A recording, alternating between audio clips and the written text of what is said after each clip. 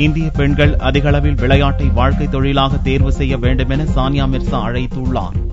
அமெரிக்காவில் நடந்த WTA tennis போட்டியில் மகளிர் இரட்டையர் பிரிவில் மார்டினா ஹிங்கிஸ் சானியா மிர்சா ஜோடி சாம்பியன் பட்டத்தை வென்றது. இதன் மூலம் மகளிர் இரட்டையர் பிரிவில் நம்பர் 1 ரேங்கை அவர்கள் பிடித்தனர். நம்பர் 1 இடத்தை பிடித்த முதலாவது இந்திய பெண் என்ற பெருமையை பெறும் சானியா மிர்சா செவ்வாயன்று சொந்த ஊரான ஹைதராபாத் வந்தார். உற்சாக வரவேற்புக்கு பின் அவர் கூறுகையில், நம்பர் 1 ஆகும் தனது நீண்ட நாள் கனவு கடும் உழைப்பால் நனவாகி இருப்பதாக பெருமிதத்துடன் கூறினார். பேட்மிண்டனில் சாய்னா நேவால் முதலிடம் பிடித்தது. டென்னிஸில் தான் நம்பர் 1 ஆனது என அடுத்தடுத்த சாதனைகளால் அதிகளவில் பெண்கள் விளையாட்டை தங்களது வாழ்க்கை தொழிலாக தேர்வு செய்வர் என்று நம்புவதாக சானியா மிர்சா கூறினார்.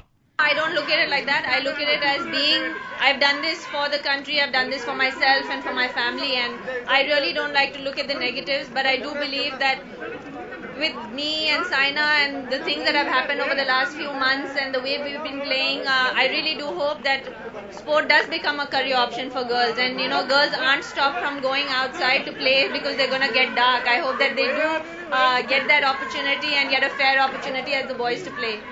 சானியா மிர்சாவின் கணவரும் பாகிஸ்தான் கிரிக்கெட் அணியின் முன்னாள் கேப்டனுமான சோயப் மாலிக் கூறுகையில், சானியா நம்பர் 1 இடத்தை பிடித்திருப்பது இந்தியா பாகிஸ்தான் இரு நாடுகளுக்கும் பெருமை சேர்க்கக்கூடிய விஷயம் என்றார்.